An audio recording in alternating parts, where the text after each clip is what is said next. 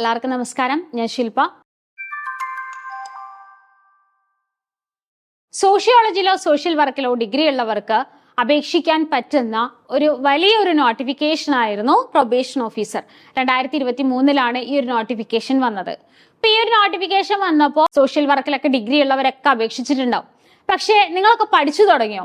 ഈ വരുന്ന നവംബറിലാണ് നമ്മുടെ പരീക്ഷ അല്ലെ? വളരെ കുറച്ച് ദിവസമേ നമ്മുടെ കയ്യിലുള്ളൂ. അപ്പോൾ നിങ്ങളുടെ സബ്ജക്റ്റ് അല്ലെങ്കിൽ സോഷ്യോളജി അല്ലെങ്കിൽ സോഷ്യൽ വർക്കുമായിട്ട് ബന്ധപ്പെട്ടിട്ടുള്ള ചോദ്യങ്ങളുണ്ട്. ആ ഒരു ഭാഗം നിങ്ങളെല്ലാവരും സേഫ് ആയിരിക്കും. കാരണം നിങ്ങളുടെ സബ്ജക്റ്റ് ആണ്. നിങ്ങൾ ഡിഗ്രി എടുത്തതും അല്ലെങ്കിൽ ചിലരൊക്കെ PG ചെയ്തിട്ടുണ്ടാവും. PG ചെയ്തതൊക്കെ നിങ്ങൾ ആ ഒരു സബ്ജക്റ്റിൽ ആയതുകൊണ്ട് തന്നെ നിങ്ങൾക്ക് ആ ഒരു നിങ്ങളുടെ സബ്ജക്റ്റിൽ നല്ല നോളേജ് ഉണ്ടാവും. പക്ഷേ അവിടെ റാങ്ക് മേക്ക് ചെയ്യാനായിട്ട് നമ്മുടെ സബ്ജക്റ്റ് മാത്രം പഠിച്ചാൽ മതിയോ? പോരാ അല്ലെ? അവിടെ എപ്പോഴും ഏതൊരു പരീക്ഷയ്ക്കും റാങ്ക് മേക്കിംഗ് എന്ന് പറയുന്ന ഒരു സെഷൻ ഉണ്ടാവും. അതുപോലെ ഈ ഒരു എക്സാമിന് റാങ്ക് മേക്കിംഗ് ആയിട്ടുള്ള ഒരു ഭാഗം എന്ന് പറയുന്നത് ജനറൽ നോളേജ് തന്നെയാണ്. GK 20 മാർക്കാണ് പറഞ്ഞിരിക്കുന്നത്. അപ്പോൾ നമുക്ക് നോക്കാം. അപ്പോൾ ലാസ്റ്റ് നോട്ടിഫിക്കേഷൻ വന്നത്, അതായത് ഇപ്പോഴത്തെ നോട്ടിഫിക്കേഷൻ എന്ന് പറയുന്നത് 577/2023. ഈ ഒരു നോട്ടിഫിക്കേഷനിലാണ് നിങ്ങൾ എല്ലാവരും അപ്ലൈ ചെയ്തിരിക്കുന്നത് അല്ലെ? സോഷ്യൽ ജസ്റ്റിസിന്റെ ഭാഗമായിട്ട് അല്ലെങ്കിൽ ആ ഒരു ഡിപ്പാർട്ട്മെന്റിലേക്കാണ് വിളിച്ചിരിക്കുന്നത്. ആന്റിസിപ്പേറ്റഡ് വേക്കൻസി ആണ് ഉള്ളത്. ധാരാളം അവസരങ്ങളുള്ള ഒരു പോസ്റ്റാണ് അല്ലെ? അപ്പൊ അതുകൊണ്ട് തന്നെ ഉഷാറായിട്ട് പഠിച്ചു കഴിഞ്ഞാൽ വളരെ പെട്ടെന്ന് തന്നെ നമുക്ക് സർവീസിൽ കയറാം. അപ്പൊ കഴിഞ്ഞ പ്രാവശ്യം വന്ന നോട്ടിഫിക്കേഷൻ എന്ന് പറയുന്നത് 2017 വിളിച്ചത്. 221/2017 എന്ന ആ ഒരു കാറ്റഗറി നമ്പറിലാണ് കഴിഞ്ഞ പ്രാവശ്യം. അപ്പൊ കഴിഞ്ഞ പ്രാവശ്യത്തെ സിലബസും ഇപ്രാവശ്യ സിലബസും വെച്ച് നോക്കുകയാണെന്നുണ്ടെങ്കിൽ ജനറൽ പേപ്പർ 20 മാർക്കിന് വ്യത്യാസം ഒന്നും തന്നെ ഇല്ല. അപ്പൊ കഴിഞ്ഞ പ്രാവശ്യം ഓൺലൈൻ ആയിട്ടായിരുന്നു എക്സാം നടന്നത്. അപ്പൊ ആ ഒരു എക്സാമിന്റെ ക്വസ്റ്റ്യൻ പേപ്പർ എടുത്ത് നോക്കുമ്പോൾ നമുക്ക് മനസ്സിലാവും കഴിഞ്ഞ പ്രാവശ്യത്തെ ക്വസ്റ്റ്യൻ പേപ്പറിൽ ഇതേ ടോപ്പിക്കുകൾ തന്നെയാണ്. അതായത് നമ്മുടെ സിലബസിൽ കമ്പയർ ചെയ്യുമ്പോഴും സെയിം സാധനം തന്നെയാണ് 20 മാർക്കിന്റെ വന്നിരിക്കുന്നത്. ആ GK ആ ഒരു ടോപ്പിക്കിൽ വരുന്നത് സെയിം തന്നെയാണ്. സിലബസ് കറക്റ്റ് ആണ്. പക്ഷെ കഴിഞ്ഞ പ്രാവശ്യം ചോദിച്ച ചോദ്യങ്ങളിൽ നിന്ന് ധാരാളം വ്യത്യാസം ഉണ്ടാവും ഇപ്രാവശ്യം. നമുക്ക് നോക്കാം ഏതൊക്കെ ഭാഗങ്ങളിലായിരിക്കും വ്യത്യാസം വരാന്ന്. ജനറൽ പേപ്പർ 20 മാർക്കാണ് അവിടെ പറയുന്നത്. അവിടെ ഇങ്ങനെയാണ് തുടക്കത്തിൽ കൊടുത്തിരിക്കുന്നത്: general knowledge, current affairs and renaissance in Kerala.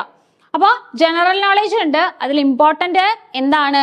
Current affair എന്ന് പറയുന്ന ഭാഗമാണ്. അവിടെ നമുക്ക് എന്ത് വേണമെങ്കിലും ചോദിക്കാം അല്ലെ? ചിലപ്പോൾ നോബൽ പ്രൈസുകളാവാം, സ്പോർട്സുമായിട്ട് ബന്ധപ്പെട്ടതാകാം, അല്ലെങ്കിൽ നാഷണൽ ലെവലിലുള്ള എന്തെങ്കിലും സ്കീമുകളാവാം അല്ലെ? കറണ്ടായിട്ട് ഇപ്പൊ നടന്നുകൊണ്ടിരിക്കുന്ന എന്തെങ്കിലും സംഭവങ്ങളുമായിട്ട് ബന്ധപ്പെട്ടിട്ടാവാം. ഏതെങ്കിലും രാജ്യത്തെ പ്രസിഡന്റോ വൈസ് പ്രസിഡന്റോ അങ്ങനെയുള്ള ആൾക്കാരുടെ വാർത്താ പ്രാധാന്യമുള്ള വ്യക്തികളുടെ പേരാകാം. അപ്പൊ ഇത് എവിടെ നിന്ന് വേണമെങ്കിലും ചോദിക്കാം. പിന്നെ നമുക്ക് പഠിച്ചെടുക്കാൻ പറ്റുന്ന ഒരു ടോപ്പിക്കാണ് റിനൈസൻസ് ഇൻ കേരള. ഈ റിനൈസൻസ് എന്ന് പറയുന്ന ടോപ്പിക്ക് അത് നമ്മൾ ഒരു PSC പരീക്ഷയ്ക്ക് പ്രിപ്പയർ ചെയ്യുന്ന എല്ലാവരും ആദ്യം തന്നെ പഠിച്ചു തുടങ്ങുന്ന ഒരു ടോപ്പിക്കാണ്. ഇപ്പൊ നിങ്ങൾ സോഷ്യോളജിയിൽ അല്ലെങ്കിൽ സോഷ്യൽ വർക്കിലൊക്കെ ഡിഗ്രി ഉള്ളവര് നിങ്ങൾ ഡിഗ്രി ലെവൽ പ്രിലിംസിനും അല്ലെങ്കിൽ സെക്രട്ടേറിയറ്റ് അസിസ്റ്റന്റോ യൂണിവേഴ്സിറ്റി അസിസ്റ്റന്റോ അങ്ങനെയുള്ള കമ്പനി ബോർഡ് അസിസ്റ്റന്റ് ഇങ്ങനെയുള്ള ഡിഗ്രി ലെവൽ പരീക്ഷകൾക്കൊക്കെ പ്രിപ്പറേഷൻ നടത്തുന്നവരായിരിക്കും. അപ്പോൾ അവിടെ ഒന്നുകൂടെ ഉഷാറായിട്ട് പഠിച്ചു കഴിഞ്ഞാൽ ആ ടോപ്പിക്കുകളൊക്കെ തന്നെ കേരള ഹിസ്റ്ററിയും കേരള റിനൈസൻസുമായിട്ട് ബന്ധപ്പെട്ട ആ ടോപ്പിക്കുകളൊക്കെ ഒന്ന് ഉഷാറായിട്ട് പഠിച്ചാൽ തന്നെ ഇവിടെ നമുക്ക് നല്ല മാർക്ക് സ്കോർ ചെയ്യാനായിട്ട് പറ്റും. നമുക്ക് ഓരോ ടോപ്പിക്കും ഏതാണെന്ന് എടുത്ത് നോക്കാം. ഇവിടെ salient features of Indian constitution, അത് വളരെ ഡീറ്റെയിൽ ആയിട്ട് അവിടെ സിലബസിൽ എടുത്തെടുത്ത് ഓരോ കാര്യങ്ങളും പറയുന്നുണ്ട്. അത് നമ്മൾ ഡിഗ്രി ലെവൽ പരീക്ഷകൾക്കൊക്കെ പഠിക്കുന്ന ഒരു ഭാഗം തന്നെയാണ് അല്ലെ?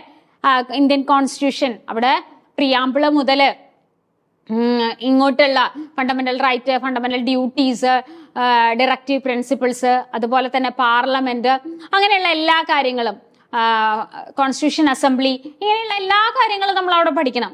അപ്പൊ അത് തന്നെയാണ് അവിടെ പഠിക്കാനുള്ളത്. പിന്നെ ഇവിടെ ഒരു കുറച്ച് കൺഫ്യൂഷൻ ആക്കുന്ന ഒരു ടോപ്പിക്കാണ് വെൽഫെയർ ലെജിസ്ലേഷൻസ് ആൻഡ് പ്രോഗ്രാംസ്. ഞാൻ നേരത്തെ പറഞ്ഞു കറണ്ട് അഫയറിൽ ചോദിക്കുമെന്ന് പറഞ്ഞില്ലേ, അതേപോലെ തന്നെ പഠിക്കേണ്ട കുറച്ചധികം കാര്യങ്ങളുണ്ട്. നമ്മൾ ദത്തെടുക്കുമ്പോൾ ചെയ്യേണ്ട കുറച്ച് കാര്യങ്ങൾ, അവിടെ കുറച്ച് റൂൾസ് ഒക്കെ ഇല്ലേ, അതേപോലെ തന്നെ ഓർഗൻ ഡൊണേഷനുമായിട്ട് ബന്ധപ്പെട്ട കുറച്ച് കാര്യങ്ങൾ, അത് ആദ്യമായിട്ട് നമ്മൾ പഠിക്കുന്ന കുറച്ച് കാര്യങ്ങളായിരിക്കും. എന്നാലും പഠിച്ചെടുക്കാൻ പറ്റുന്ന ഒരു ഭാഗമാണ്. ദെൻ റിനൈസൻസ് ഇൻ കേരളനെ ഡിവൈഡ് ചെയ്ത് കൊടുത്തിട്ടുണ്ട്. Towards a new society, socio religious reform movements, struggles and social revolt, role of press in renaissance, awakening through literature, woman and social change, leaders of renaissance, literary figures. ഇതിങ്ങനെ എടുത്തു പറഞ്ഞിട്ടുണ്ട്. പക്ഷെ നമ്മൾ സാധാരണ ഒരു ഡിഗ്രി ലെവൽ പരീക്ഷയ്ക്ക് പഠിക്കുന്ന എല്ലാ കാര്യങ്ങളും തന്നെയാണ്. പക്ഷെ അതിനെ ഓരോരോ ഡിവൈഡ് ചെയ്ത് കൊടുത്തിരിക്കുകയാണ്.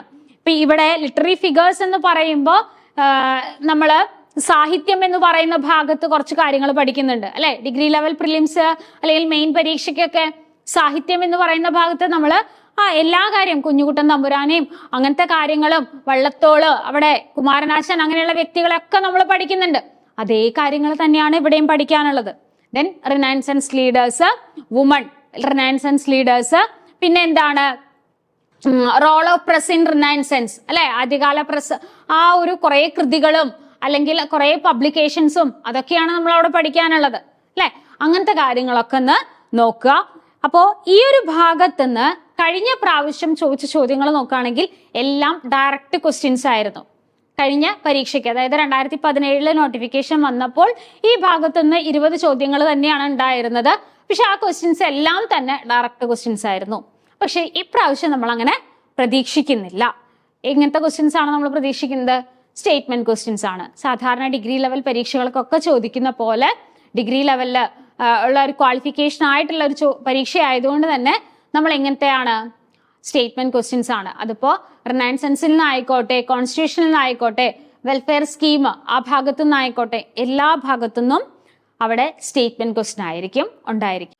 അപ്പോൾ 20 മാർക്കിലെ എനിക്ക് തോന്നുന്നു ഒരു 13-15 ചോദ്യം വരെ സ്റ്റേറ്റ്മെന്റ് വരാനായിട്ട് സാധ്യതയുണ്ട്. അപ്പൊ നമുക്ക് സമയം കുറച്ചധികം കൺസ്യൂം ചെയ്യുന്ന രീതിയിലുള്ള ചോദ്യങ്ങളാണ്. പക്ഷെ നമ്മൾ എന്ത് ചെയ്യണം?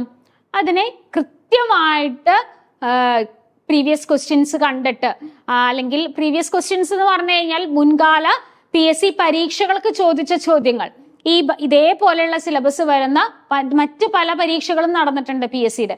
അപ്പൊ ആ ഭാഗത്തു നിന്നുള്ള ചോദ്യങ്ങളൊക്കെ പഠിച്ചിട്ട് വേണം നമ്മൾ പരീക്ഷയ്ക്ക് പോവാനായിട്ട്. അപ്പൊ നമുക്ക് എന്താണ്, പുതിയ പാറ്റേണിലുള്ള കുറെ ക്വസ്റ്റ്യൻസ് കാണുമ്പോൾ നമുക്ക് പെട്ടെന്ന് ഉത്തരത്തിലേക്ക് എന്തൊക്കെ കാര്യങ്ങൾ ശ്രദ്ധിക്കണം, എങ്ങനെയൊക്കെ ആയിരിക്കും ക്വസ്റ്റ്യൻ വരുന്നത്, എന്തൊക്കെ തരത്തിലുള്ള ചോദ്യങ്ങളാണ് സാധാരണ ചോദിക്കാറ്, ഇതൊക്കെ നമുക്ക് മനസ്സിലാക്കാനായിട്ട് പറ്റും.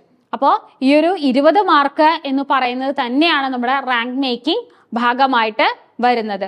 മറ്റേ സബ്ജക്റ്റ് എല്ലാവർക്കും അറിയാം. നിങ്ങൾ ഡിഗ്രിക്ക് പഠിച്ച അതേ സബ്ജക്റ്റ് ആയതുകൊണ്ട് തന്നെ എല്ലാവരും അതിൽ നല്ല എക്സ്പേർട്ട് ആയിരിക്കും.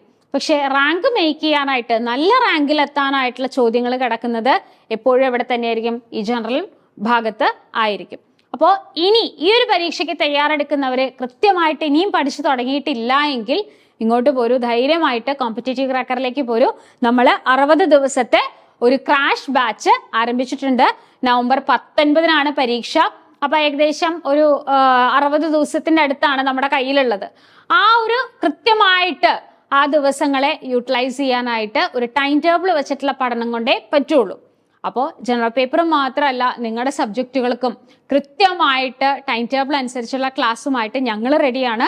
അപ്പം നിങ്ങൾ തീർച്ചയായിട്ടും ക്ലാസ്സിൽ ജോയിൻ ചെയ്യാം. നല്ല ആന്റിസിപ്പേറ്റഡ് വേക്കൻസി ആയിട്ട് വന്നിട്ടുള്ള നല്ലൊരു നോട്ടിഫിക്കേഷനാണ്. നല്ല സ്കെയിൽ ഓഫ് പേ ഉണ്ട്. നിങ്ങൾ ആ നോട്ടിഫിക്കേഷനൊക്കെ ഒന്നും കൂടെ എടുത്തു നോക്കി കഴിഞ്ഞാൽ നമുക്കൊരു എനർജിയൊക്കെ വരും പഠിക്കാനായിട്ട്.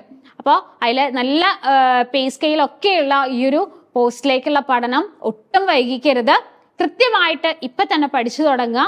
അപ്പോൾ തീർച്ചയായിട്ടും ഈ ഒരു കോഴ്സിനെ പറ്റി അറിയാനായിട്ട് നമ്മുടെ ബോർഡ് നമ്പറിൽ കോൺടാക്ട് ചെയ്യാം. 8589083568 ഈ നമ്പറിൽ കോൺടാക്ട് ചെയ്താൽ മതി.